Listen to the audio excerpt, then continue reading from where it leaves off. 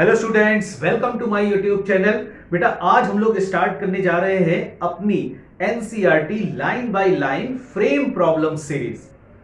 तो मुझे उम्मीद है कि इस सीरीज से आपको बहुत ही फायदा होने वाला है।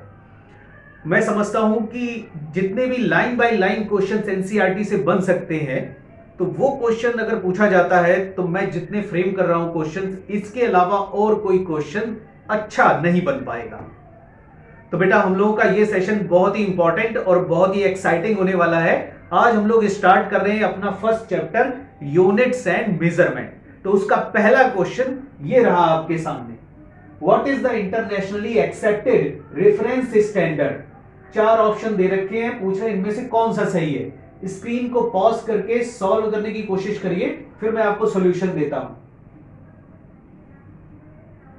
ओके बेटा, उम्मीद है आपने क्वेश्चन को सॉल्व कर लिया होगा। तो बेसिक रेफरेंस स्टैंडर्ड क्या होता है, तो याद करिए जो मेजरमेंट प्रोसेस था उसमें हम लोगों ने पढ़ा था कि measurement is the process of determining how large और small a physical quantity as compare to a basic reference standard. मतलब बेसिक रेफरेंस स्टैंडर्ड के कंपैरिजन में कोई भी फिजिकल क्वांटिटी कितनी बड़ी या छोटी है, ये हम डिटरमाइन करते हैं, उसी को मेजरमेंट कहते हैं। तो बेसिक रेफरेंस स्टैंडर्ड क्या हुआ, वो सबसे छोटी वाली वैल्यू, यानी कि उसका यूनिट जिसके कंपैरिजन में हम देखेंगे कि फिजिकल क्वांटिटी कितनी बड़ी या छोटी है। जैसे एक एग्जांपल लें लेंथ का, तो जो लेंथ है उसका जो यूनिट हुआ वो मीटर हुआ, और सपोज दैट कोई लेंथ अगर 10 मीटर की है तो हम कहेंगे कि उसमें यूनिट की वो 10 टाइम्स है। बात समझ में आ रही है। तो बेसिक रेफरेंस स्टैंडर्ड क्या होता है, यूनिट होता है, ये आपको याद रखना है। क्लियर हुआ बेटा सबको? ओके, आते हैं सेकंड क्वेश्चन पर। ये देखिए question number second, physical quantity is expressed by a. चार ऑप्शन दे रखे हैं, number, unit, number with unit, none of these. ठीक है, स्क्रीन को पॉज करके सॉल्व करने की कोशिश करिए बेटा। ओके बेटा, उम्मीद है आपने क्वेश्चन को सॉल्व कर लिया होगा। तो देखिए कोई भी जो फिजिकल क्वांटिटी होती है वो कैसे एक्सप्रेस की जाती है। जैसे मान लीजिए लेंथ अगर हम एक्सप्रेस करते हैं तो उसमें क्या होता है, एक मैग्नीट्यूड होता है। ठीक है, जैसे सपोज दैट कोई भी लेंथ 5 मीटर की है, ठीक, तो उसमें एक मैग्नीट्यूड होगा और साथ में उसका यूनिट भी होगा। तो इसका मतलब इसमें कौन सा ऑप्शन सही हो जाएगा, नंबर विथ यूनिट, थर्ड वाला ऑप्शन इसका करेक्ट हो जाएगा। क्लियर हुआ बेटा सबको? बेटा नेक्स्ट क्वेश्चन पर आते हैं, question number third.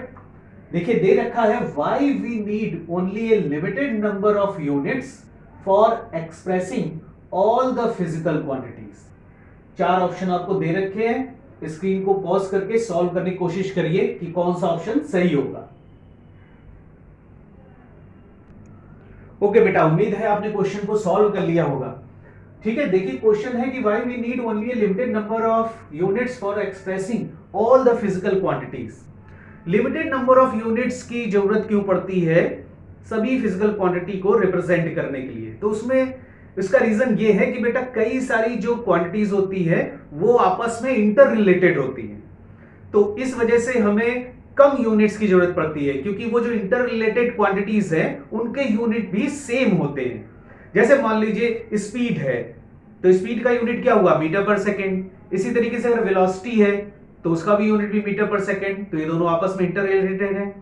Change in velocity की अगर हम बात करें तो उसका यूनिट भी वही आएगा। ठीक है, चेंज इन स्पीड की बात करें तो भी उसका यूनिट वही आएगा। तो ये चारों क्वांटिटी क्या हुई, आपस में इंटर रिलेटेड। तो यानी कि इन चारों के लिए हम एक ही यूनिट यूज कर सकते हैं, मीटर पर सेकेंड। तो इस वजह से हमको जो नीड पड़ती है वो कम यूनिट्स की पड़ती है, ठीक है, फिजिकल क्वांटिटीज को रिप्रेजेंट करने के लिए। तो कौन सा ऑप्शन इसमें सही होगा बेटा, सेकंड वाला ऑप्शन इसका करेक्ट हो जाएगा। ये क्लियर हुआ बेटा सबको? ओके, आगे बढ़ते हैं, बातें हैं नेक्स्ट क्वेश्चन पर, क्वेश्चन नंबर 4। तो देखो ये इसमें दे रखा है, विच is the British system of units. इनमें से बताना है ब्रिटिश सिस्टम ऑफ यूनिट कौन सा है। ठीक है, स्क्रीन को पॉज करके ट्राई करिए बेटा। आशा है आपने बेटा सॉल्व कर लिया होगा क्वेश्चन। बताना था केवल चार ऑप्शन में से कौन सा ऑप्शन जो है वो ब्रिटिश सिस्टम ऑफ यूनिट का है। तो कौन सा होगा बेटा, सेकंड वाला ऑप्शन। सेकंड जो एफपीएस है, that is the British system of unit. FPS मतलब फुट पाउंड सेकंड वाला। ठीक है, याद रखिएगा। बेटा नेक्स्ट क्वेश्चन पर आते हैं, क्वेश्चन नंबर 5। देखिए इसमें पूछ रहे हैं which is the French system of units. 4 option दे रखे हैं, बताना है कौन सा सही होगा। ओके बेटा, सॉल्व कर लिया होगा आपने। तो फ्रेंच सिस्टम ऑफ यूनिट्स इसमें कौन सा है? फोर्थ वाला option is correct. Fourth option is correct, SI unit. ठीक, याद रखिएगा जो एसआई सिस्टम है वो है फ्रेंच सिस्टम, जिसमें 7 फंडामेंटल यूनिट्स होते हैं और 2 सप्लीमेंट्री यूनिट्स होते हैं। याद आया बेटा? ओके, क्वेश्चन पर आते हैं, क्वेश्चन नंबर 6। देखिए दिया है what is the short name of international bureau of weights and measures. 4 option दे रखे हैं, बताना है इनमें से कौन सा सही है। स्क्रीन को पॉज करके सॉल्व करने की कोशिश करिए। ओके बेटा, उम्मीद है आपने क्वेश्चन को समझ लिया होगा और आंसर भी आपको क्लियर हो गया होगा।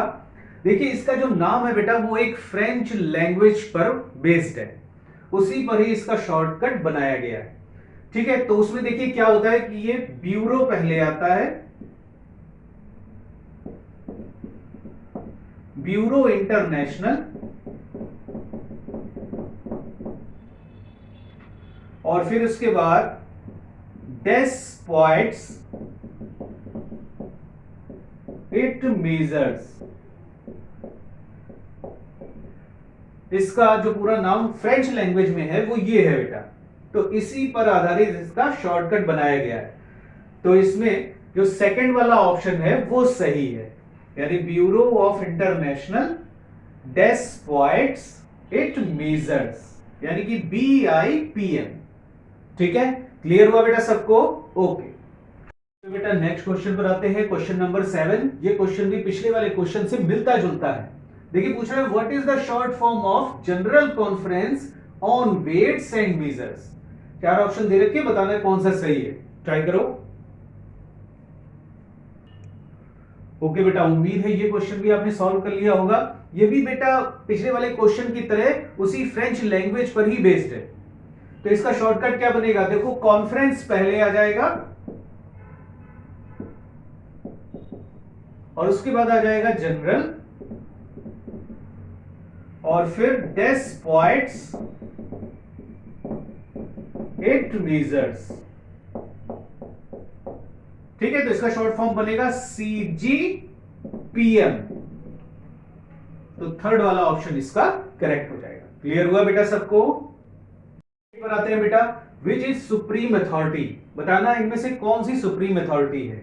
ठीक है, ट्राई करो। आशा है आपने क्वेश्चन कर लिया होगा। देखिए इसमें तीसरा और जो चौथा ऑप्शन दे रखा है, ये NKS और SI तो सिस्टम ऑफ यूनिट्स होते हैं, ये कोई अथॉरिटी नहीं है। यहां पर BIPM और CGPM अथॉरिटी है, और इन दोनों में CGPM सुप्रीम अथॉरिटी होती है। ठीक है, ये इन दोनों में सुप्रीम है। इसने BIPM में नवंबर 2018 में कुछ चेंजेस भी किए, उनको रिवाइज्ड किया था। ठीक है, तो याद रखिएगा CGPM is the supreme authority. Question पर आते हैं बेटा, क्वेश्चन नंबर 9। पूछ रहे हैं BIPM in 1971 were recently revised by CGPM in।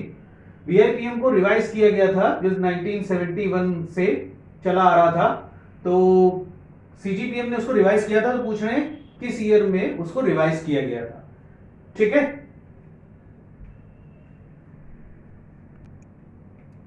इसका आंसर कौन सा होगा? ऑप्शन सेकंड वाला ऑप्शन इसका करेक्ट हो जाएगा। ठीक है, याद रखना है आपको।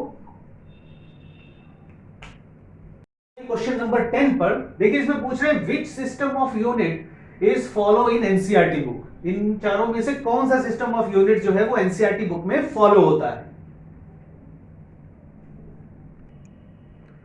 ओके बेटा, आपने क्वेश्चन सॉल्व कर लिया होगा, तो कौन सा इसमें सही होगा? ऑप्शन फोर्थ वाला ऑप्शन इसमें सही होगा। ठीक, SI system of units NCERT book में फॉलो होता है, जिसमें 7 फंडामेंटल यूनिट्स होते हैं और 2 सप्लीमेंट्री यूनिट्स होते हैं। ठीक है, क्लियर हुआ बेटा? तो बेटा ये था आज का सेशन। उम्मीद है आपको बहुत पसंद आया होगा, और आगे भी जितने हम लोग सेशन करेंगे वो भी आपको बहुत अच्छे लगेंगे। ठीक है, ओके, बेस्ट ऑफ लक।